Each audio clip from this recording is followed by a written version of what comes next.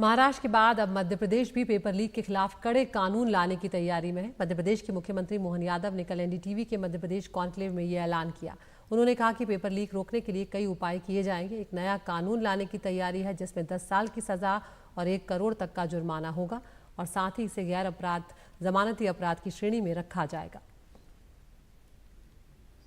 जहां हमने कठोर कार्रवाई की बात की, वहीं हमने संस्कृति से जोड़ने के अवसर भी निकाले।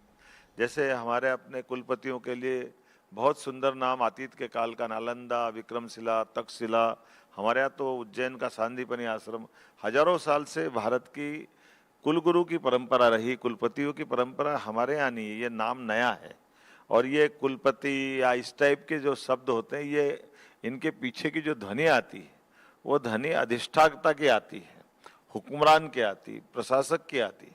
जबकि प्रशासक नहीं, वो गार्जियन की भूमिका में है।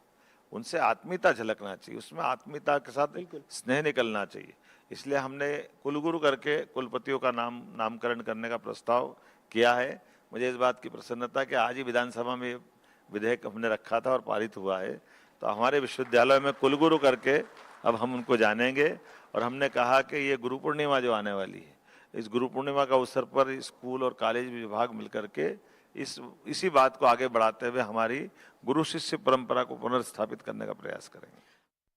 देखिए, मध्य प्रदेश के मुख्यमंत्री डॉक्टर मोहन यादव ने मध्य प्रदेश छत्तीसगढ़ के एमएसएमई कॉन्क्लेव के मंच से इस बात की जानकारी दी कि जो पेपर लीक रोकने के लिए जो बिल आ रहा है और उसमें जो प्रावधान है, उसमें सबसे बड़ी बात यही है कि 10 साल की सज़ा और 1 करोड़ रुपए का जुर्माना या दोनों ऐसी सख्त बातें इसमें है। दरअसल हमें पहले ही इस बात की जानकारी मिली थी कि मध्य प्रदेश ऐसे किसी कानून के बारे में सोच रहा है और 3 महीने से इसकी तैयारी शुरू हो गई थी।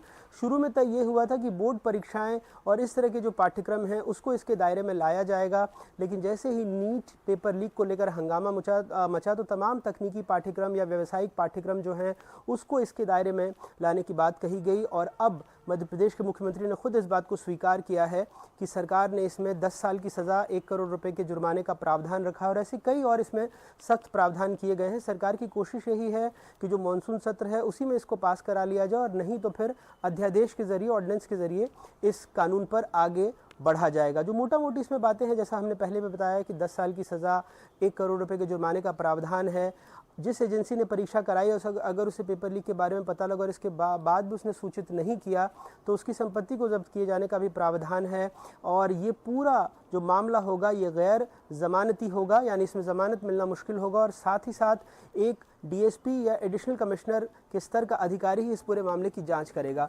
तो इन तमाम प्रावधानों को लेकर जो पूरा नीट पेपर लीक के बारे में हंगामा मचा हुआ है, मध्य प्रदेश सरकार आगे बढ़ रही है और कोशिश की जा रही है कि सख्त कानून बनाया जाए, क्योंकि मध्य प्रदेश वैसे ही व्यापम हो, चाहे पटवारी परीक्षा की जो भर्ती है, इन तमाम बातों को लेकर मध्य प्रदेश में व्यावसायिक परीक्षाओं पर सवाल उठते रहे हैं। ऐसे में ये देखना बहुत अहम होगा कि इस कानून के आने के बाद जो मध्य प्रदेश में परीक्षाएं हैं वो कितनी फुल प्रूफ होती हैं और कितना वापस से जो अभ्यर्थी हैं, जो उम्मीदवार हैं, उनका इन परीक्षाओं पर विश्वास लौट पाता है। जी।